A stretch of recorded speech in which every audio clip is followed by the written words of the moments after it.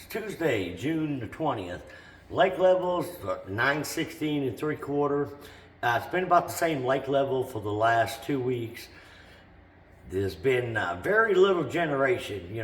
Whatever generation they're doing seems to be late at night or real early in the morning. They're only doing it for a few hours. And I think that's kind of hurt a lot of the bottom bite. It seems like when they're not generating any water like what they are, these fish really tend to suspend. And that's what we're finding out there with, a lot of the drop shotting and the jig and Carolina rig bite.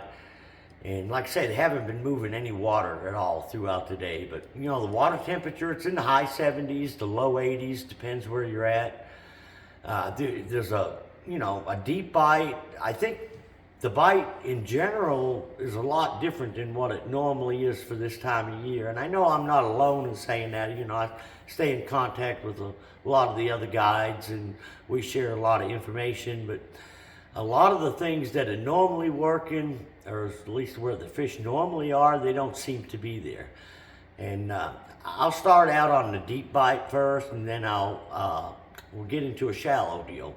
There's still quite a few fish shallow. There's the bluegill is spawning, but I'll get into that here in a minute. But on the drop shot, normally you can get out on these long flat gravel points, anywhere from 20 to 40 feet deep, and you can find quite a few fish. Well, I'm not hardly finding any fish out there on drop shot worms, or I've had a lot of kids here the last few days, so a lot of days we've been fishing night crawlers.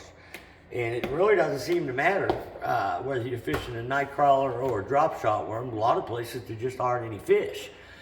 It seems like out there on them long flat points, you got to have brush out there. The place that I am consistently getting bites is on like bluffs. And that's something I normally don't fish a lot of. Normally we fish what we call bluff ends, where it comes to a point where the channel swings away, and get out there and look for some deeper trees. But I've been fishing a lot of the vertical bluffs here the last week and a half or so. And if you look on like your topo maps or your maps on your fish finders, I'm not just fishing the whole straight bluff. I'm trying to key on areas where the main river channel either swings into the bluff or swings away. Now, some of them can be a booger to fish because there's a lot of timber on it.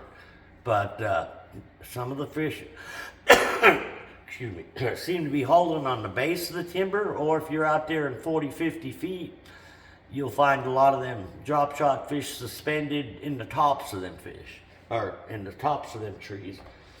And, I'm using quite a few different worms, trying to find one that works any better than the other, but it seems like I'm throwing, a chompers, which has always worked good, like a plum or a brown purple lamb, a KVD Dream Shot in a Morning Dawn color, or this one's, I think it's KVD Magic they call it, but it seems to be working good. Really, it's hard to tell. Whenever you get a bite, or find a few fish, it doesn't seem to matter what color worm. But you can normally tell on your forward-facing sonar when you get around the active fish.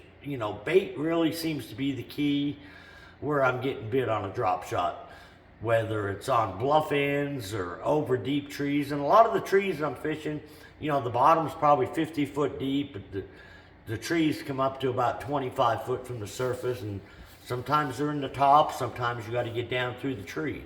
And you will get stuck, quite a little bit fishing that type stuff. But kind of the only thing that's been saving me guiding is I've fished enough spots over the years.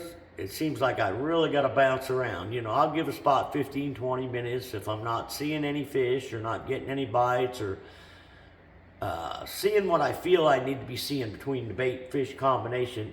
I move to another spot, and I just keep bouncing around, and we might fish an hour and a half without a bite, but then you might get in an area where for an hour and a half you'll catch them kind of nonstop.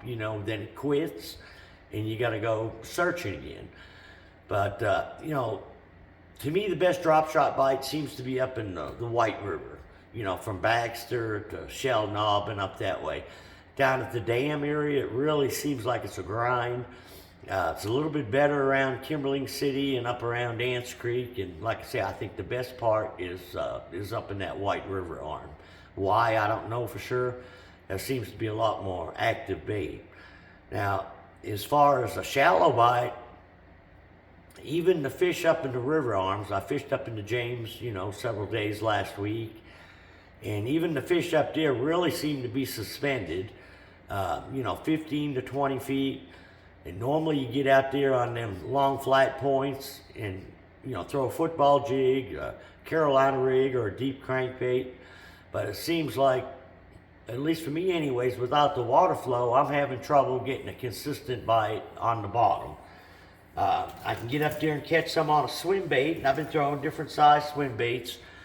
Even the the fish that we're catching out there deep on the drop shot, they're belching shad, pretty good size shad. So I'm throwing like a 3.3, or up in the river, I'm throwing anywhere between a 4 to a 6-inch swim bait. This is a big bite. It's a line through.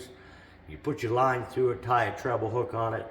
But I'm getting these baits down where I see the shad, and occasionally catch some decent fish doing it. The problem is I'm not finding them, really grouped up. I can catch more fish on a little swim bait, like a 3.3, than I can on the bigger one, but I'm catching some bigger fish on the bigger baits. Now, throughout the lake, there's still shallow bite, but you gotta kind of commit to it and cover tons of water. If you'll get up and look shallow, in a lot of these pockets and creek arms, there's a lot of bluegill up there spawning. Now, there's some areas that got a lot of empty beds, bluegill beds, but if you find an area that's got bluegill on it, there's been a good bite as far as quality fish. And what I've been fishing around that is I've been throwing a square bill. Depends on the day and the condition. If I've got some overcast cloud cover, I throw a lot of top waters, like a walking bait or a popper. A square bill will work good, something in a bluegill pattern. And bait that's worked for me, I kind of got onto this last year, but it was this little Cyclone Junior. It's similar to like a whopper plopper. It's got one little deal in the back. It seems like I can get a few fish to blow up on the whopper plopper, but I have a hard time getting them hooked. This little smaller profile bait doesn't make as much noise, and it works good when it's sunny and slick and no wind. If I get an area that's got a lot of wind, I will go to like a whopper plopper. But when it's dead still and in behind these docks, in around where I'm seeing bluegill beds, that's where I'm catching some fish on these. Some of the problem with some of them fish is they're so shallow, and when you hook them, they're hot. I mean, they're jumping out of the water like crazy. It's hard to get them where they don't throw the baits or throw the hooks. But I'm not getting a lot of bites doing that, but there are definitely some better bites. And in the same area, I've been throwing a glide bait. Now, I'm not throwing the big 7 and 9 inch. This is one, a guy from Steel City Bassmaster Club, Brian Carlson, that does a lot of custom painting. I don't think he made the bait, but he painted it. And it's a pretty cute looking bait, but it's been working for me in the same area, where I'm finding them bluegill beds. And, the bait only gets down there about 2 feet. You just gotta cast it towards the bank. And some of these fish are dead shallow. I mean, they're right at the edge of the bush line.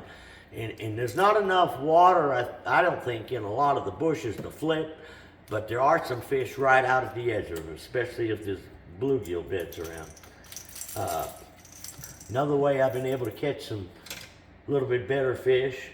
But, all of these patterns that I'm talking about, catching the better fish, I mean, it's a grind. If you want to catch numbers of fish, you need to go out there with a drop shot.